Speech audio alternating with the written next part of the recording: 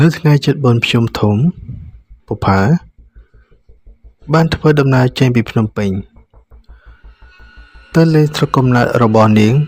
នៅខេត្តស្វាយរៀង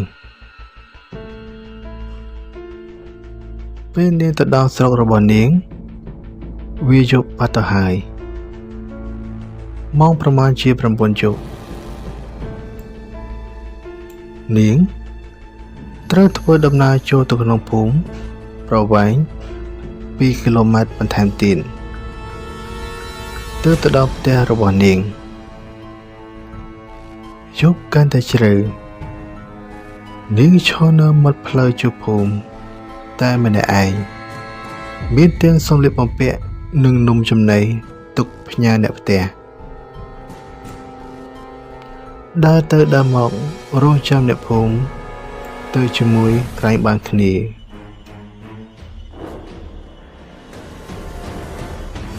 តែមិនមានអ្នកណាមកនោះទេ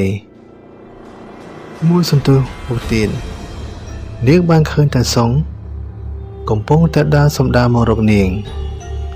រួចតាសុងក៏បានហៅឈ្មោះនាងហើយនឹងសួរនាងប្រាប់នាងថាមកចៅស្រីចាំតាជូនទៅផ្ទះបុប្ផាមានការងឿយឆ្ងល់ថាហេតុអ្វីបានជាតាសុងដឹងថានាងចង់ចូលទៅក្នុងភូមិដោយមិនងាករេ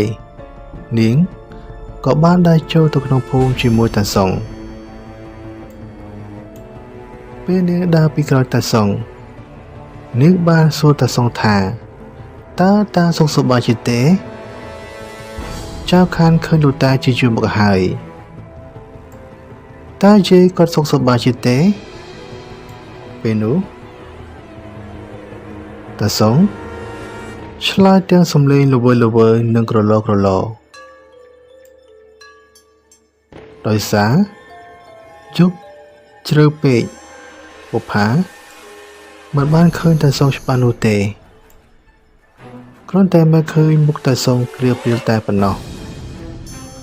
បុប្ផាដើរបណ្ដាលួចមើលតាសុងបណ្ដាឃើញតាសុងមានសភាពភ្លេចខ្លាំង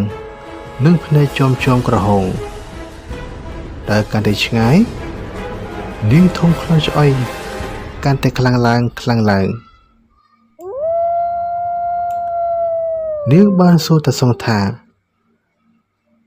តាមានធំខ្លាំងស្អុយដែរទេតាសុងមិនបានឆ្លើយតបនាងនោះទេតែពេលកំពុងដើរមានសំឡេងឆ្កែព្រុសនិងលូកាន់តែខ្លាំងទៅធ្វើឲ្យបុប្ផាមានអារម្មណ៍កាន់តែខ្លាចនិងព្រឺសម្បកកាន់តែខ្លាំងពេលជិតទៅដល់ផ្ទះ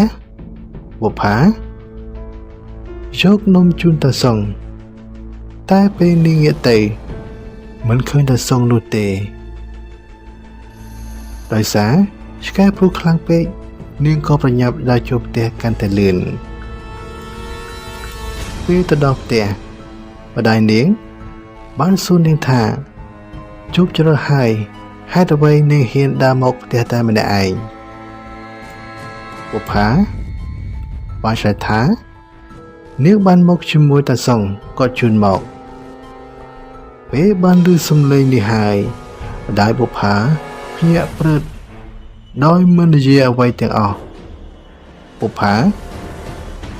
ចេះតែឆ្ងល់ថាពេលនាងប្រាប់ថាតាសុងជូនមកហេតុអ្វីម្ដាយរបស់នាងដូចជាភ្ញាក់អ្វីម្ល៉េះបុប្ផាក៏បានសួរនាំម្ដាយនាងឆ្លើយថាតាសុងបានស្លាប់បាត់បង់ជីវិតទៅហើយនេះជាយប់ទី7របស់គាត់ពេលបុប្ផាបានឮដូចនេះនាងមានអារម្មណ៍ខ្លាចកាន់តែខ្លាំងព្រឺសម្បកពេញរាងកាយនាងនិងម្ដាយរបស់នាងឡើងទៅលើផ្ទះយ៉ាងប្រញាប់ប្រញាល់ម៉ោង12យប់ កណ្ដាលអាត្រៀតឮសំឡេងឆ្កែព្រុសនិងហៅឈ្មោះនាងបុប្ផាក៏បានភ្ញាក់ដឹងខ្លួនរួចបើកតាមបង្អួចមើលស្រាប់តែឃើញតាសុងឈរសម្លឹងពុកនាងដោយទឹកមុខឈឺឆ្លាំងនិងរលេះរលួយរួចក៏បានបាត់ខ្លួនមើលរំពេចធ្វើឲ្យបុប្ផាស្រែកហៅម្ដាយរបស់នាងមកជួយគួរឲ្យខ្លាចឬសម្បោព្រោះតាសុងលងបន្លាចនាងទាំងកដាយយក